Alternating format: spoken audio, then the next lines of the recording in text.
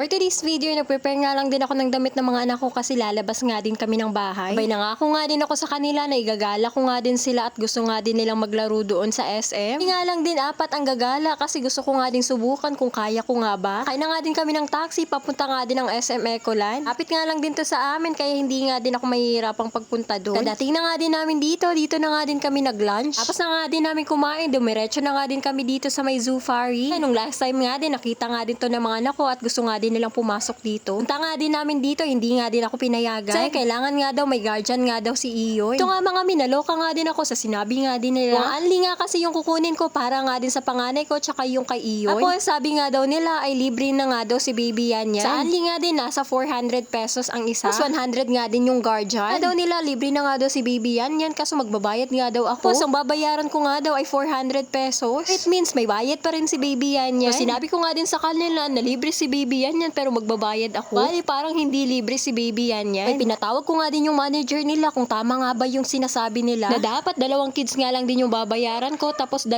guardian. Na nga lang at nagreklamo nga din ako at yun nga din na solusyonan. Abay, kung tatahimik ka lang ay madadagdagan nga din yung babayaran mo. Dito nga nakapasok na nga din kami at nakapaglaro na nga din yung mga bata kasi tinawag ko nga din yung isang auntie ko. Hindi nga pwedeng isang guardian lang. Yun at nagtawag nga din ako ng backup. Abay, na-miss ko na nga din yung mga galaan namin pagkasama nga din yung asawa ko. Halos every weekends nga din kami umaalis. Nga naman talaga yung feeling pagkasama mo nga din yung asawa mo. This past few days nga din ay nahihirapan na nga din ako pero hindi nga din halata. Pagiging content creator nga ay hindi nga din madali. Kala nilang simpleng kukuha ka nga lang din ng video tapos ipopost. Syempre meron nga din mga seller na nag-aantay nga din sa product promotional video nila. Syempre trabaho na nga din yung lumalapit sa'yo ay tatanggihan mo pa ba? Ay nagpapasalamat na nga din ako at kahit nasa bahay lang at nagbabantay nga din ng mga bata ay meron nga din akong trabaho dito. Please, hindi na nga din ako pabigat sa asawa ko. Yes.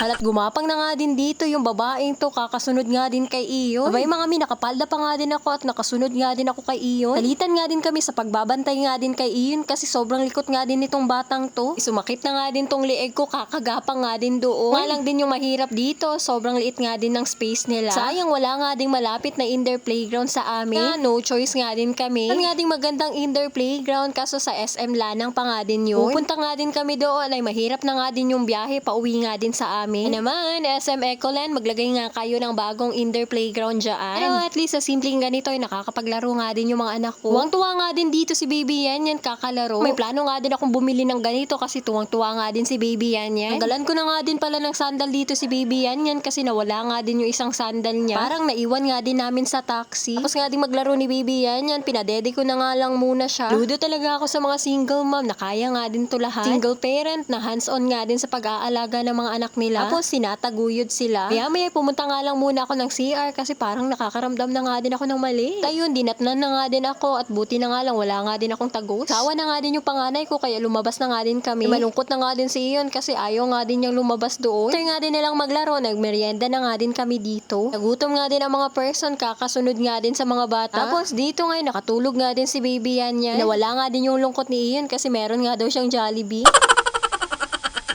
Na nga din yung masasabi ko na hindi nga pala kaya pag ako nga lang din yung mag-isa. Nagagala, nakasama nga din yung mga anak ko. Abay, happy na naman ako na nakita ko nga din yung mga anak kong masaya. At nag-enjoy, kakalaro. Kung nga din kami umuwi, ay bumili nga lang muna ako ng turon. Tapos, nagpabili na nga din tong panganay ko ng gummies. Siyempre, kailangan pa natin mas lalong kumayod para nga din may bigay nga din yung mga gusto ng mga anak natin. Abay, mas lalo pa nga din naming sisipagan para mabigay nga din yung mga gusto nyo. Dito ngayon, nag-aantay nga lang muna kami ng taxi para nga din makauwi. Abay, itong panganay ko tsaka si Iyon, ayaw nga din sumakay ng taxi. Kasi nga parang masusuka sila. Uwi nga din ng bahay, nakatulog na nga din to si Iyon. Mataas pa nga din tong energy ni baby yan kaya kinukulit pa nga din niya yung kuya niya. Mami, sobrang kulit na nga din ito ni baby yan.